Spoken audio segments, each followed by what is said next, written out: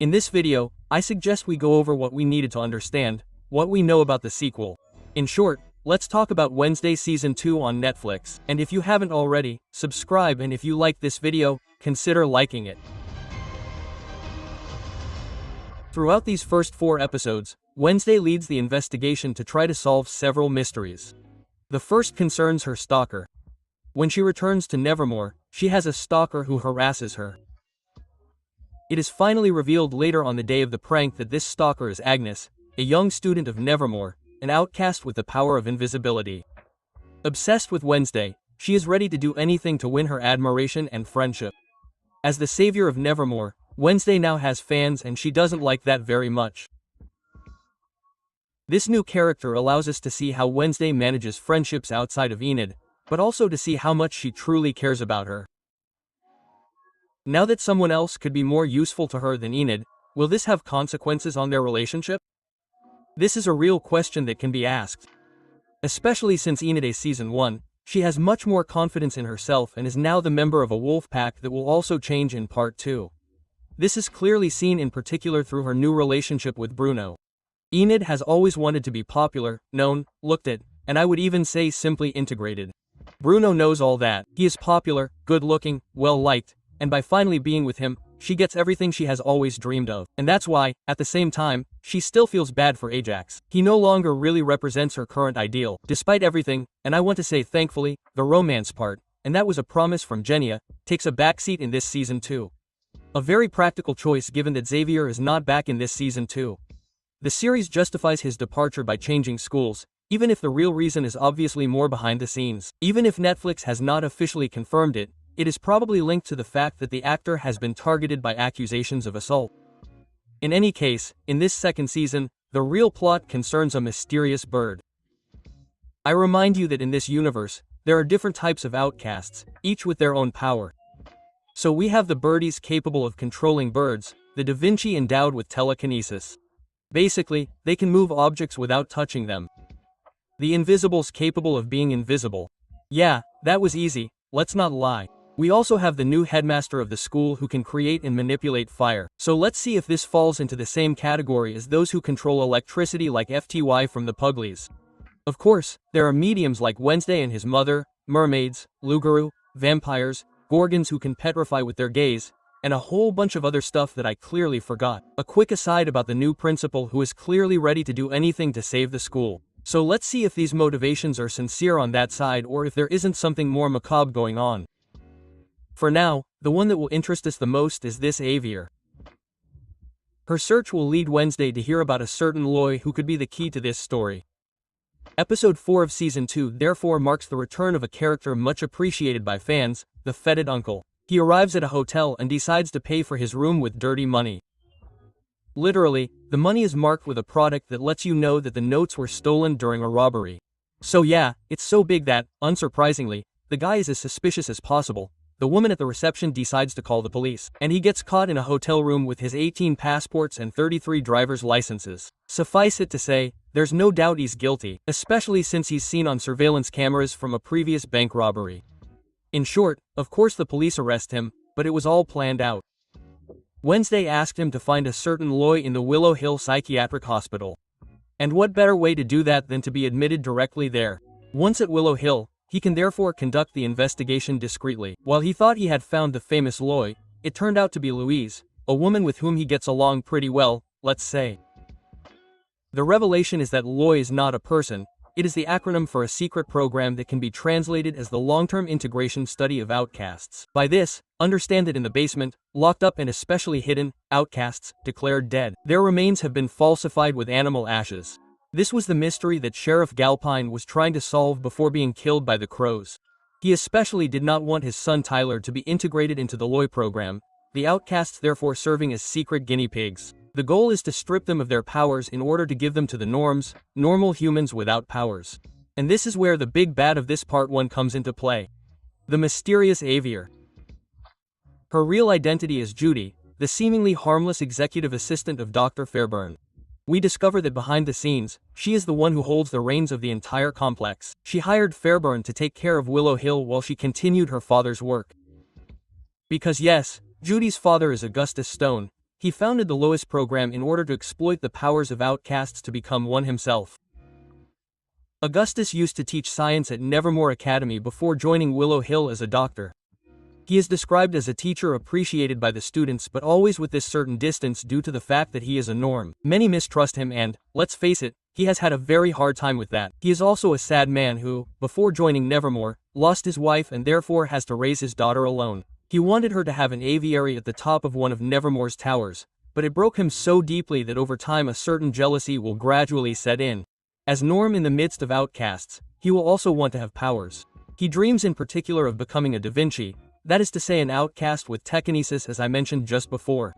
So he conducted experiments but his body could not stand them, so he will never succeed in becoming an outcast. Unlike his daughter, born nevertheless Normie will succeed in transforming her into a ship. This failure will still impact him and he will end up being interned in the institution that he ran, taking advantage of rare outings in an aviary. His daughter, for her part, is arrogant about her father's project above all to attract his attention but also with the ambition to succeed where he failed. The actress explained that it was kind of the only way to get any love or consideration in his eyes by keeping him at Willow Will. It is a way both to keep an eye on him but also to show that she can succeed. At the end of these 4 episodes, she runs away to hunt through her experiments. It's possible that she's killed, but honestly, I doubt it. And even if that's the case, no one ever actually dies in Wednesday. The proof is in the zombie brought back to life by Pugsley Addams. When all the hospital escapees flee, he devours several guards. What's really interesting about this scene is that he seems to know Augustus Stone, saying, "Hello, old friend." One hypothesis is that this zombie, before he was a zombie, was perhaps an outcast. An outcast who was used in Augustus' experiments before being killed and buried at the foot of a tree. We may have more information on this subject later, since the trailer for Part 2 of Wednesday Season 2 already confirms that the character will be back and that he will also be in much better health. We can already see that he regenerates physically and mentally with each brain he consumes. He goes from a harmless zombie to a dangerous animal zombie to maybe, who knows, someone much more civilized. We see in the trailer for Part 2 that he dresses better and better. Maybe by the end, he will have completely regained his humanity while still having the physique of a zombie. On that, unfortunately, there's no miracle cure. Although who knows, we'll see. By the way, as you have probably understood or I hope noticed, since a while ago, I have been talking to you about Part 2.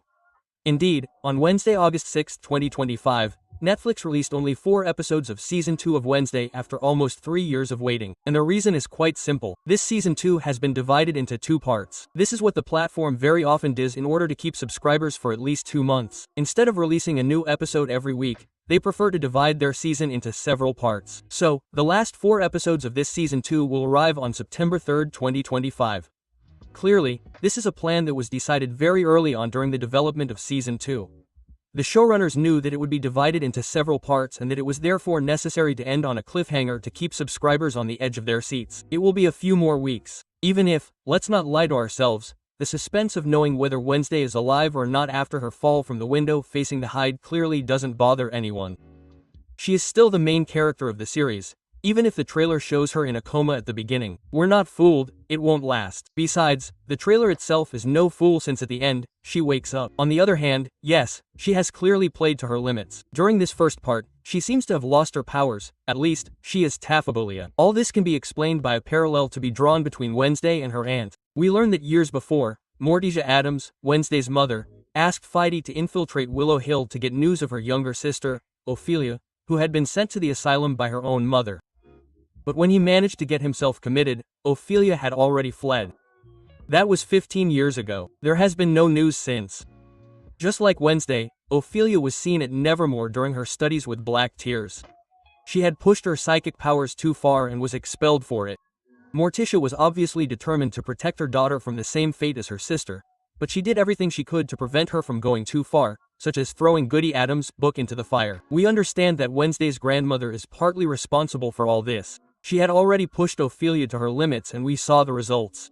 And rest assured, even if she is barely present in this first part, the grandmother will indeed be back in Part 2, which we hope will be developed much more. I also hope that the same will be true for Ophelia, who according to my theory will obviously return. It's obvious. We've been talking about a mysterious disappearance for 15 years. I refuse to believe that it won't be explored, whether in Season 2 or later, who knows. Regarding the end of Part 1 of Season 2, It must be said that it changes quite a few things. The asylum's foots are literally out, especially Tyler. It will also be interesting to see his evolution, because as a reminder, a hide is normally always connected to its master. In this case, here, at Tun Hill, but he seems to kill her in this finale, and even if the showrunner specifies that no one ever really dies in this universe, in the immediate future, we can assume that this is the case. So what will happen to him? Can he survive without his master? On paper? Probably not. But he doesn't know that. By killing Tornel, he thinks he's freeing himself, but without knowing it, he may have signed his own death warrant. One of the series' creators explains that by delving deeper into the mythology of the hide, he discovered that when you kill your master, a hide ends up going mad. The idea is that Tyler will gradually lose his mind and see his inner conflict between human and help consume him. And to see more on this subject, well, see you in September.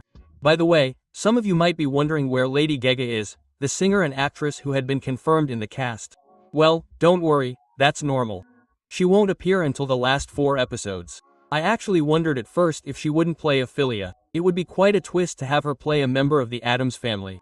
But at first glance, it seems like she's been announced to play Rosaline Rotwood, a professor at Nevermore Academy. In any case, the universe is just beginning. Even before the release of Season 2, Netflix already announced that a Season 3 was in the works. It must be said that given the success of Season 1, the platform isn't taking too many risks. They know that it's highly anticipated. However, we still hope that the release schedule will be a bit faster and that we won't have to wait until 2027 or even 2028 for Season 3. Especially since a spin-off is apparently also in the works. And by the way, if we're going to make one, it has to be about the feted uncle. There's no shortage of improbable adventures to tell, especially since he's a very popular character, whether in this series or in its previous versions, such as in the cult films of the 90s, where he was played by Christopher Lloyd, the famous Doc from Back to the Future. By the way, you may not have recognized him. I even had a personal doubt, but he is indeed the one playing Professor Orloff's head, you know, the head in the jar. A very nice Easter egg for fans that in a way follows on from the casting of Christina Ricci, who played Torn Hill and who already played the character of Wednesday Addams in the 90s films. In any case, I hope you found this video interesting. If so, don't hesitate to like it and subscribe. I talk about film and series news on a daily basis.